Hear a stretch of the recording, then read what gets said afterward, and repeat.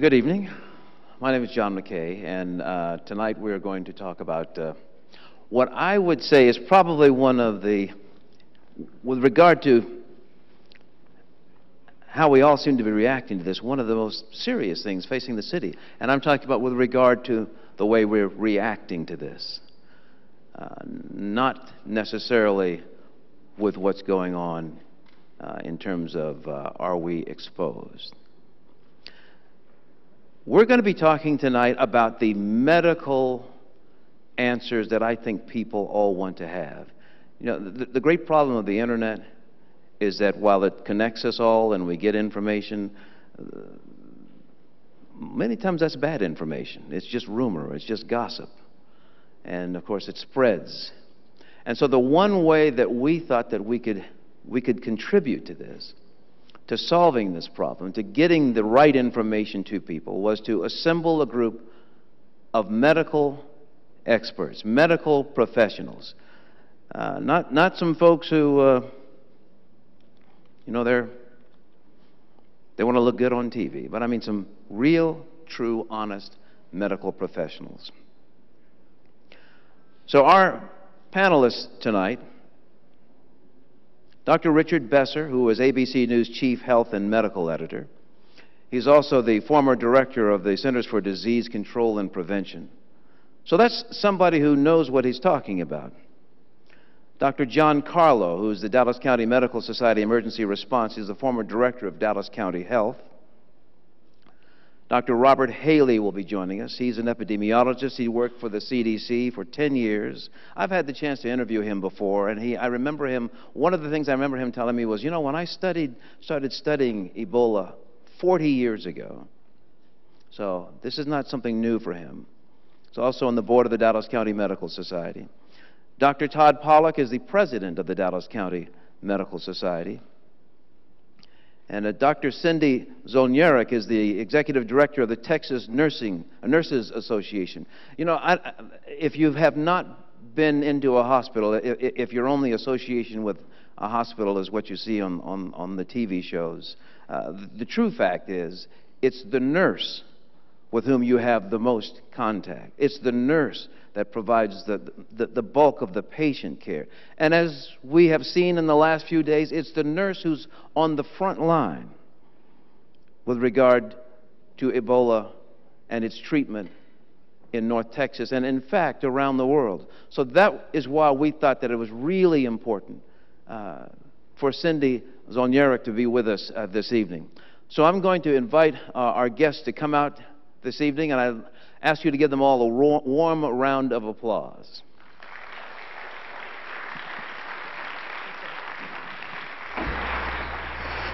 Dr. Robert Haley. We'll bring them all out here first. Excellent, excellent, excellent. So again, have a seat. These are professionals. These are people who have actually studied what it is that's on all of our minds. And these aren't just people who are just, you know, sometime students and that sort of thing, or the news people have shown up and they've stuck a camera in their face and they're an expert. No, no, no, no. These are people who have literally studied this for quite some time. Again, I have had the privilege of interviewing in the past Dr. Robert Haley, so I'm aware of Dr. Haley. Also, we have with us tonight Dr. John Carlo. Has Dr. John Carlo next to him. Dr. Besser. You've seen Dr. Besser on ABC News. Cindy Zolnierek. Dr. Zolnierek, again, she's the executive director of Texas Nurses Association. Dr. Todd Pollack, who is the president of the Dallas County Medical Society. You know what? You will see that there are 2 microphones in here. Now, we want you to ask the questions. We're going to start off. I want you to approach the microphones. If you have a question, feel free to ask the questions. We'll have the medical professionals answer the questions. I've got some that have been sent to us, and we've heard a lot on Facebook and on Twitter that we're going to start off with. And then we'll use those as you approach, give you a chance to line up and give us an idea of what your questions are. One of them that we have heard a lot about is, how long can the virus live outside the host? We've heard lots of answers from the people on TV. Who wants to take that one on first? Dr. Haley. Well, in laboratory experiments, it can live on a dry surface for several hours, and in a pool of blood or vomitus or diarrhea, as long as it's wet, it can live several days. But we believe that that's not very important in the spread of this disease. And the reason we say this is the epidemiology in Africa, where this has been an epidemic disease, has been very clear. There are only 3 groups of people who get it. The people who are nursing, the family members generally in Africa who are nursing a very sick Ebola patient. If they go to a hospital, the hospital workers who are taking care of them and don't have the equipment and the wherewithal to protect themselves, they get it. And people who go to their funeral of a person who's just died of it, and they often embrace the dead, will kiss the dead as a farewell gesture, and then they get it. And that's where it spreads in Africa. And it doesn't spread, if we're airborne, we would see it in crowds who are unrelated to the dead, to the sick people, but we don't. And everything we've seen in Dallas here seconds that, supports that same idea that the only way you can get it is by touching the wet secretions, the wet body fluids of a person who's actually sick with Ebola, who's low sick with Ebola. Now, when you first get infected, there's a period where you're well, usually 8 or 10 days, up to 21 days, and then if you're infected, you get, the first thing that happens, you get fever, and then within a few days you start getting sicker and you get diarrhea, and then maybe 10 days or so you might die. We know that when you first get, before you get the fever, the blood tests are all negative. When the fever happens, the blood test turns positive, but the amount of virus you have progressively goes up until you die. And so when you first get fever, you're not really infectious, and even for maybe a day or two after that. But the longer it goes, the more infectious the patient. We just heard that the 2 nurses who have come up sick in Dallas, they took care of the patient in the last 3 days of the illness just before death. And so again, it seconds this idea that you have to be low sick with it to transmit it to anyone. Everybody understand what the phrase low sick means? If you're not quite sure what that is, raise your hand. That's low sick means, expression. yeah, it means that you're in really, really bad shape. You're not feeling like traveling. You're not flying in an airplane. You know, you're not going on a bus. You're real sick. And that's who transmits it. So these principles I just outlined, if you understand those, all the other questions we're going to answer will flow from those principles.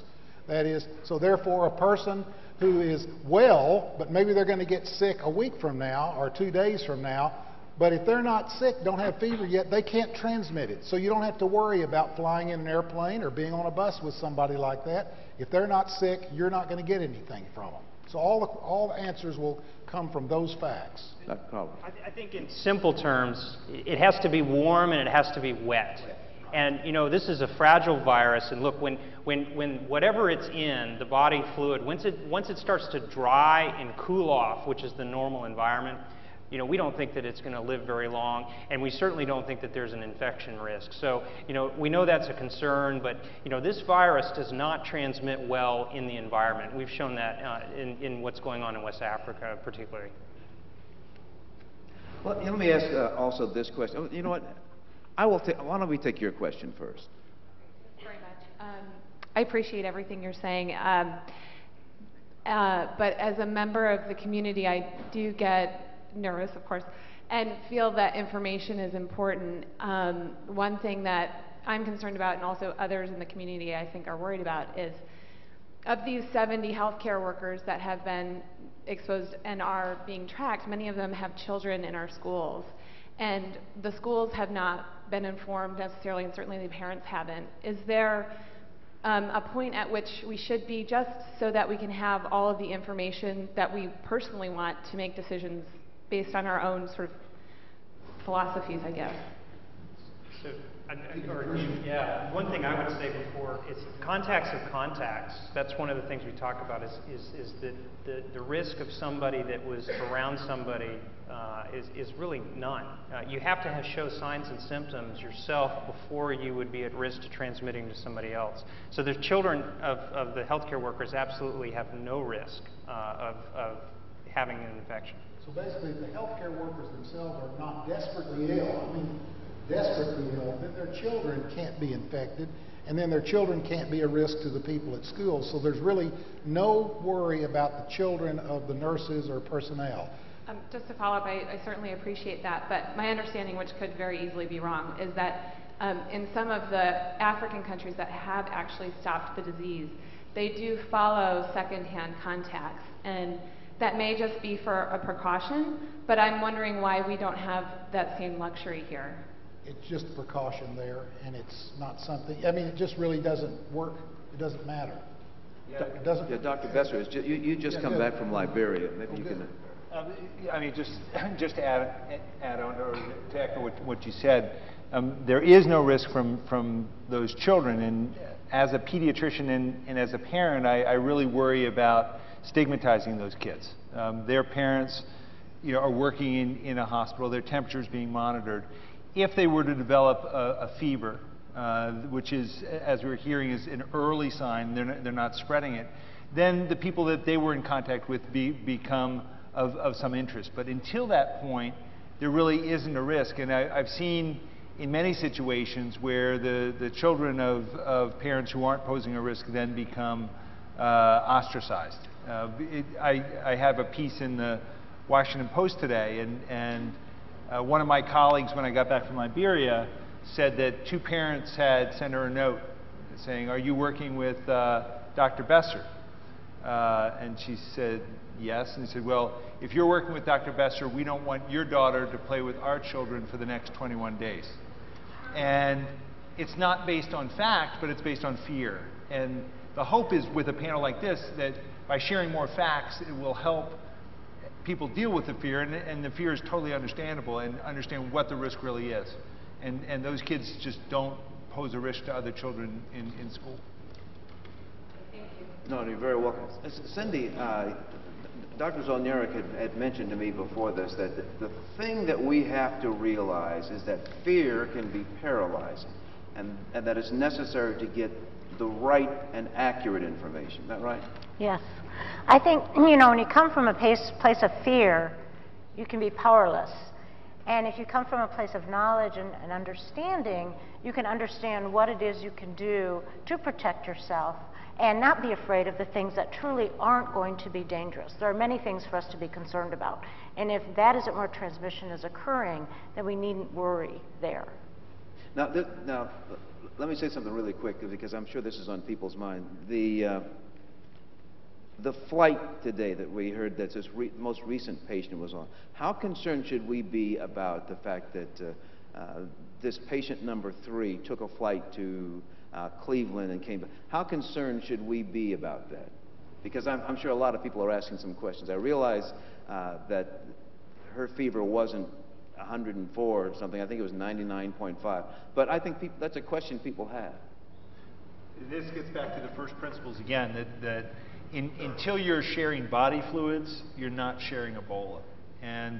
And while I would want to know if I was on an airplane that had an Ebola patient, because I'd want them to monitor my temperature, it's a low risk event. There was a lot of mixed messages coming out today. So the message that there's no risk from this, but then the message that the plane was decontaminated, I don't know how many times, 3 or 4 times, and then was taken out of service. And I think that has more to do with the fact that people will not want to fly on that airline if they think that they're going to be sitting in that plane, rather than the fact that there's any risk. And the reason this is really important is that it ties into the whole principle of screening and trying to keep as many people with active Ebola out of the country. Screening can be effective because people are not going to share the disease unless they're sick. If their temperature is taken before they get on a plane, there's a very low chance that they will get sick while they're on that plane. A small chance they'll develop fever, but an even smaller chance that they'll develop the symptoms that would allow them to spread the disease. Okay. Question from the audience. Who is next with? Yes, sir. Yes, I want to know whose responsibility is it? I've been told that the Dallas County Health Department's main mission is to share education and information about health concerns in Dallas County. I believe they've done a lousy job to this point. With all the social media, all the ways to communicate with people, why have we not been given more information? Why are healthcare workers still not feeling like they've been given all the information? And my second part of my question is, has anybody in Dallas County ever thought about taking some healthcare professionals over to Nigeria and ask them how they contain the disease over there?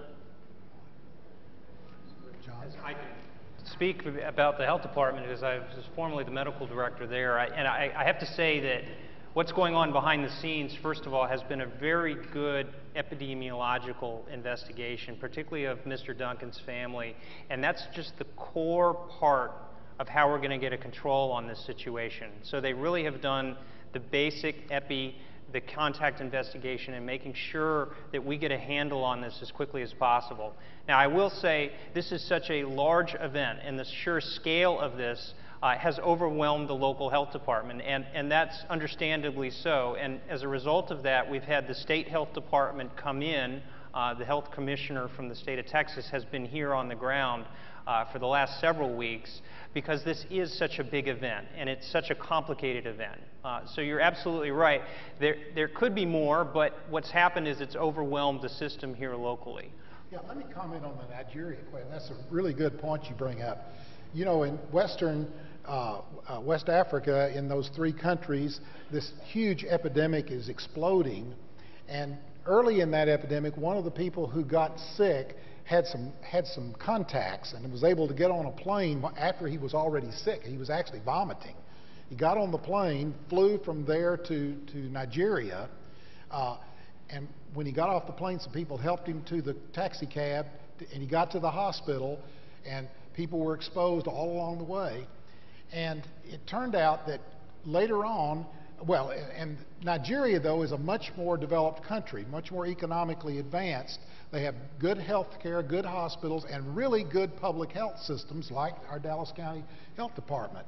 And so they were able to immediately go out, put out the net just the way the Dallas County Health Department did, find all the contacts, screen them, get them isolated, and they ultimately, 19 other people developed Ebola from that one case. Interestingly, nobody on the airplane got sick.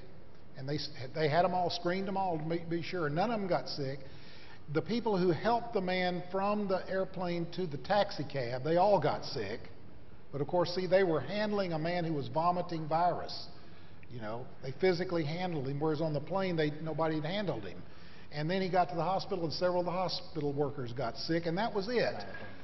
But by the fact that they screened and quickly put the brakes on it by screening, detecting everybody who was at risk, segregating them, you know, monitoring, they stopped it in its tracks. Now, when Mr. Duncan came to Dallas and he got sick out in our community, you know, that set up the same kind of situation that you got in West Africa. Think what would have happened if he had gotten sick in Liberia. Probably his whole family there would have gotten sick, and many other people who took care of him. He came here, and so far not one case has occurred, not one secondary case has occurred to him except the 2 nurses in the hospital, which is a different issue. So there is no spread in the community here. And that, I think this illustrates why the United States is different from West Africa, because we have an organized system, the best health care in the world, and also the best health departments in the world. And that's what stops this disease. Yes, ma'am. Number one, I want to thank you for having this meeting. I truly believe in not living in fear. I truly believe that I can place my trust in the people who have been trained professionally to keep our society safe. However, I have a question. When it has been stated already that those 2 nurses were in direct contact when he was very, very sick, And then Dr. Perkins, in my public information magazine, states that anyone with definite exposure must undergo symptom checks twice daily for 21 days. I therefore ask, why was she allowed on that plane? And bless her heart. Did everybody hear the question? You know, and I think it's a great question, and I do think it tells us one thing, is that we have to remain responsive to how the situation changes. And I'll tell you that what we've heard is initially, if healthcare workers were using the PPE effectively, that they were in the no-risk category. So we've, of course, changed that because of what's happened. This is an emerging virus. Remember, this is the first time we've ever seen Ebola in the United States. First time it's ever been diagnosed is in Dallas, Texas. You know, with that so new, this is where we are today. And I agree that this is the problem, and that's one of the things that we've learned today. Also, the President mentioned this. We have to continue to assess what did happen so we can learn from that in order to not repeat the same situation. Just to add on to that, the situation in West Africa is the same. If people are taking care of patients who have Ebola and they're using protective equipment properly, they are not considered in a potentially exposed position. It's if you're not using it properly. And I think that it's a little early to pass judgment on what this nurse was told in terms of her risk category. If she was told she was in a low-risk category. I went into an Ebola ward when I was in Liberia, fully suited by professionals.